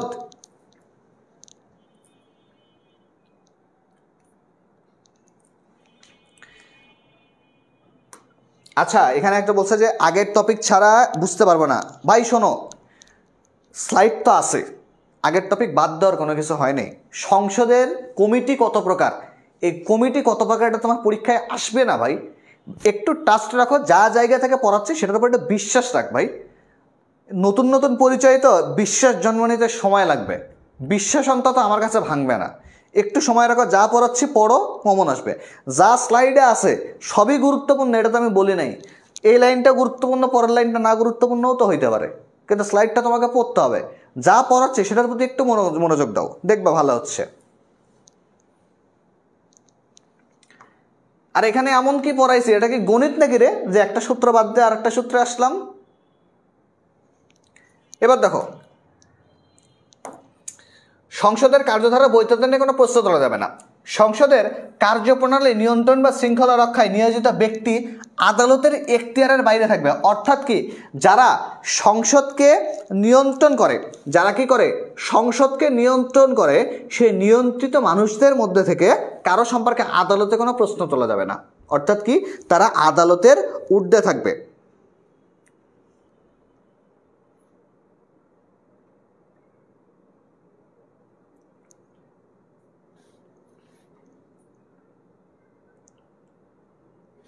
আচ্ছা আসতে বলতেছি, দেখো সংসদে বা কমিটিতে বক্তব্য বা ভোট প্রদানের জন্য কোনো সদস্যের বিরুদ্ধে মামলা করা যাবে না। অর্থাৎ বলছে কি যে আমার এলাকায় 10 কোটি টাকা বাজেট দরকার, আপনি কি একমত? আমার এলাকায় 10 কোটি টাকা বাজেট দরকার, আমি বাজেট পেশ করব। মাননীয় সংসদ সদস্যগণ, আমি স্পিকার ধরো বলতেছি যে আপনারা কি এর সাথে একমত? কিংবা বলছে যে ওবায়দুল কাদের গরুচোর, সংসদ সদস্যগণ আপনারা কি একমত? তখন সবাই বলছে হ্যাঁ একমত। এখন মানুষজন কি করছে? সংসদ সদস্যের জন্য মামলা করছে। না, এ মামলা করতে পারবে না। হ্যাঁ বা না ভোট যে কেউ দিতে পারবে, কিন্তু কারো বিরুদ্ধে মামলা করা যাবে না। সংসদ কর্তৃক প্রকাশিত কোনো রিপোর্ট, কাগজপত্র, ভোট কার্যধারার জন্য কোনো মামলা করা যাবে না। অর্থাৎ সংসদের ওপর কোনো যেটা রিপোর্ট আছে সেই রিপোর্টটা কি, সেই রিপোর্টগুলো হচ্ছে কোনো মামলা হবে না, কোনো ভোটের জন্য মামলা হবে না, কোনো আইনের জন্য মামলা হবে না। অর্থাৎ কি সংসদ মামলার ঊর্ধ্বে। সংসদের বিশেষ অধিকার আইন দ্বারা নির্ধারিত হতে পারবে। অর্থাৎ কি সংসদের জন্য বিশেষ অধিকার বা বিশেষ আইন আছে। যখন ক্লাসে পড়াবো তখন বই খুঁজবা না, ক্লাসে পড়াবো তাকাই থাকবা, ক্লাসটা কমপ্লিট করবা। বই পড়তে যা যদি খুঁজে না পাও, ক্লাসে এসে একটা স্ক্রিনশট নিবা, স্ক্রিনশট নিয়ে পড়াশোনা করবা। এবার আসো জাতীয় সংসদের ক্ষমতা এবং কার্যাবলী। বাংলাদেশের সংবিধান অনুযায়ী জাতীয় সংসদে রাষ্ট্রের সার্বভৌম আইন প্রণয়নকারী সংস্থা। 2 নাম্বার, এটা কি আইন প্রণয়ন সংক্রান্ত ক্ষমতা কি? সারা দেশে বলবৎযোগ্য আইন প্রণয়ন, সংশোধন, বাতিল করার একচ্ছ ক্ষমতা। অর্থাৎ বাংলাদেশের যে কোনো জায়গায় যে কারো ওপর, মানে যে কোনো ব্যক্তি, যে কোনো জায়গায়, যে কোনো সংস্থা, যে কোনো দল, যে কোনো মত, যে কোনো শ্বশুর, যে কোনো শাশুড়ি, যে কোনো বউ, যে কোনো জামাই, যারই কোনো আইন থাক, তার উপরই জাতীয় সংসদের আইন থাকবে। অর্থাৎ জাতীয় সংসদের আইন একচ্ছ ক্ষমতার অধিকারী, অর্থাৎ এর উপরে কোনো আইন বাংলাদেশে তৈরি হতে পারবে না। এরপরে হচ্ছে কি, সংসদ সরকারি নীতি নির্ধারণ করবে, সংসদ অন্য কোনো কর্তৃপক্ষকে উপ আইন প্রণয়নের ক্ষমতা দিতে পারবে। অর্থাৎ কি বলল, জাতীয় সংসদে সহজ কথা যে আমরা একটা আইন তৈরি করব, কিন্তু আমরা করতে পারতেছি না। আমরা বললাম কি, যে জাতীয় সংসদ থেকে বলা হলো যে বিচার বিভাগ আপনার ওপর এই টপিকের ওপর, এই বিষয়ের ওপর আইন প্রণয়নের ক্ষমতা দিলাম, আপনি একটু আমাদের আইন প্রণয়নটা করে দেন। বিচার বিভাগকে বলল, তখন কি করবে, এই যে বিচার বিভাগ আইন প্রণয়নের ক্ষমতায় আইনটা তৈরি করে সংসদের হাতে দিয়ে দিবে। তাহলে এর পারমিশনটা কে দিল? পারমিশনটা দিল হচ্ছে জাতীয় সংসদ। এক অধিবেশনের পর 60 দিনের বেশি বিরতি থাকবে না। অর্থাৎ আজকে অধিবেশন হলো, এরপরে 60 দিনের বেশি গ্যাপ থাকবে না, তার মধ্যে আরেকবার অধিবেশনে বসতে হবে। রাষ্ট্রপতির অনুমোদন প্রক্রিয়া কি? রাষ্ট্রপতি 15 দিনের মধ্যে সম্মতি দেন কিংবা ফেরত পাঠান। ধরো বলতেছি কি, ওকে ভাই, ওবায়দুল কাদের ভাই গরুচোর। ওবায়দুল কাদের ভাই কি? ওবায়দুল কাদের ভাই হচ্ছে গরুচোর। এখন বলছে আমরা ওবায়দুল কাদেরের নামের আকিকা কিভাবে করব? নামের আকিকা করব হচ্ছে রাষ্ট্রপতির কাছে চিঠি পাঠাইলাম যে রাষ্ট্রপতি আপনি একটু দেখেন, আমরা ওবায়দুল কাদেরকে গরুচোর বলতে চাই। তাহলে দেখো, রাষ্ট্রপতি 15 দিনের মধ্যে সম্মতি দিল যে ঠিক আছে, তাহলে কি এটা আইনে পরিণত হয়ে গেল? আইনে পরিণত হয়ে গেল যে ওবায়দুল কাদেরকে গরুচোর বলা যাবে। কিন্তু রাষ্ট্রপতি কি বলল যে না, পছন্দ হইল না আমার, বলতেই পারে। তখন সে কি করলো? ফেরত পাঠালো কোথায়? সংসদে। পুনরায় সংসদে গৃহীত হলে রাষ্ট্রপতি 7 দিনের মধ্যে সম্মতি দেন। পুনরায় যদি হচ্ছে সংসদ থেকে বলা হলো যে না, গরুচোরই রাখতে হবে, সংসদ থেকে আবার পাঠানো হলো রাষ্ট্রপতির কাছে। যাওয়ার পরে কি করলো? যাওয়ার পরে 7 দিনের মধ্যে তাকে কি করতে হবে? সাইন করে দিতে হবে। যদি সে সাইন না করে 7 দিন পর অটোমেটিক আইনটা কার্যকর হয়ে যাবে। 7 দিন পর কি হবে? অটোমেটিক আইন কার্যকর হয়ে যাবে। সংসদে আইন প্রণয়নের সর্বোচ্চ কর্তৃপক্ষ সম্পন্ন। শাসন সংক্রান্ত বিভাগ কি? মন্ত্রিসভা সংসদের হাতে দায়বদ্ধ থাকবে। অর্থাৎ কি, যারা মন্ত্রী থাকবে তারা কি সংসদের হাতে দায়বদ্ধ থাকবে। সংসদের অনাস্থা না থাকলে মন্ত্রিসভা অপসারিত হবে। অর্থাৎ কি, আমরা মন্ত্রী বানাইছি, আমরা কি কৃষিমন্ত্রী বানাইছি, তো কৃষিমন্ত্রী বানানোর পরে কি হচ্ছে, কৃষিমন্ত্রী বানানোর পরে কৃষির কোনো উন্নতি হচ্ছে না, তো কৃষিমন্ত্রীর উপর আমাদের আস্থা থাকলো না, যে না কৃষিমন্ত্রী এটা দিয়ে চলবে না, সবাই মিলে ভোট দেন, এটাকে চেঞ্জ করতে হবে। এই যে সবাই মিলে ভোট দিয়ে চেঞ্জ করতে হবে বললো, তখনই কি হয়ে গেল? কৃষিমন্ত্রীর ক্ষমতা সব শেষ হয়ে গেল। এই যে তাকে কি হলো? মন্ত্রী পদ থেকে অপসারিত করা হয়ে গেল। সিস্টেমেটিক, সব কিছু সিস্টেমেটিক। আদান হচ্ছে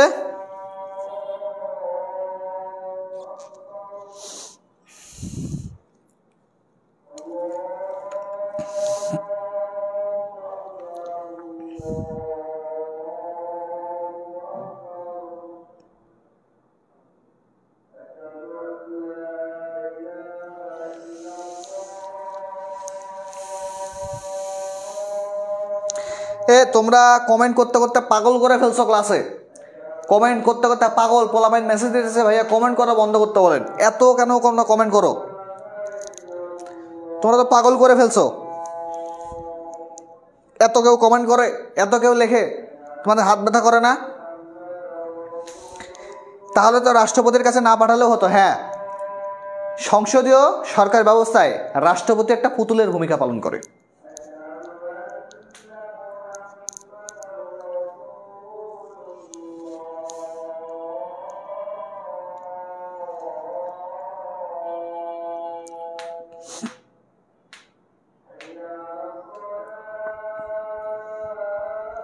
তোমাদের পিডিএফের ড্রাইভ লিঙ্ক আপলোড করে দেওয়া হবে, চাপ নাই। আর তোমরা ওয়েবসাইটে এটার পরীক্ষা দিতে পারবা। 25 মার্কের পরীক্ষা আমি কোশ্চেন দিয়ে দিয়েছি, সেখান থেকে পরীক্ষা দেবা সবাই।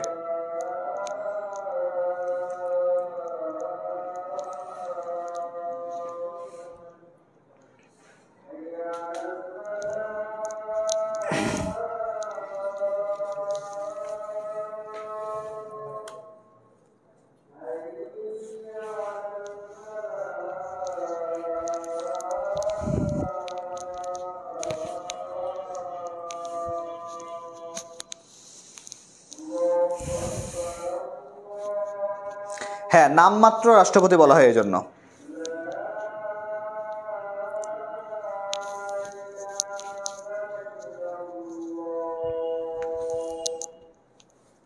ওয়েবসাইটে পরীক্ষা দেওয়ার সিস্টেম আছে, তোমরা আমাদের চলোশিখি.net-এ ঢুকলেই তোমরা দেখতে পাবা।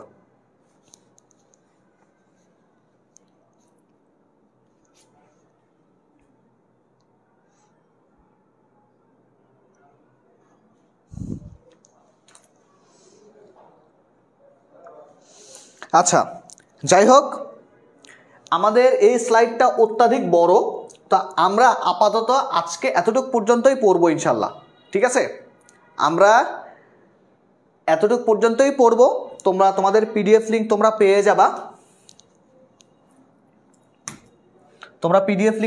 যাবা, এটা নিয়ে কোনো চাপ নেওয়ার দরকার নাই। তো আমরা নেক্সট ক্লাসে আবার এখান থেকে বাকি অংশ কমপ্লিট করব, কারণ একদিনে বেশি পড়াইলে তোমাদের মাথা ঘোল হয়ে যাবে, বুঝতে পারছো? আর এখানে আরেকটা বিষয় তোমাদেরকে বলি যে আজকের ক্লাসে অনেক কথা এক্সট্রা বলছি, বলার একটা মেইন কারণ ছিল। কারণ হচ্ছে যে তোমাদের গাইডলাইনের অনেক অভাব ছিল। তো একজন বলছে ভাইয়া মোটিভেশন লাগবে না, যদি মোটিভেশন নাই লাগতো তাহলে তো তোমরা পড়াশোনা করতা, তোমরা এই সময় এসে গিয়ে তোমরা সাফার করতা না কখনো। এই জন্য আমরা তোমাদেরকে কমপ্লিটভাবে যা যা দরকার সব কিছুই তোমাদেরকে সেভাবে কানে পৌঁছাই দিচ্ছি। কানে পৌঁছায় দেওয়ার কারণটা কি? কারণটা হচ্ছে তোমরা যাতে পড়াশোনা করো। আর এই গ্রুপে থাকতে গেলে তোমরা কত পাচ্ছ চিন্তা করে দেখো।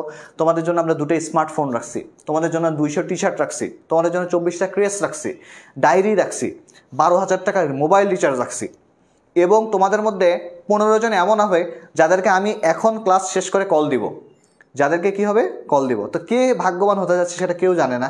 তো দেখা যাক কে ভাগ্যবান হয়। আর ইনশাল্লাহ আর বাকি অংশ আমি আবার তোমাদের পরবর্তী ক্লাসে কমপ্লিট করাবো। এখান থেকে আমি পরবর্তী ক্লাসটা নিব, যাতে হচ্ছে তোমাদের এই অংশগুলো নিয়ে কোনো ঝামেলা না হয়। আর ইনশাল্লাহ তোমরা সবাই সাথে থাকো, বাকি ক্লাসগুলো ঠিকঠাক মতো করো। সবার জন্য অনেক ভালোবাসা, সবার জন্য অনেক শুভকামনা। আসসালামু আলাইকুম, আল্লাহ হাফেজ।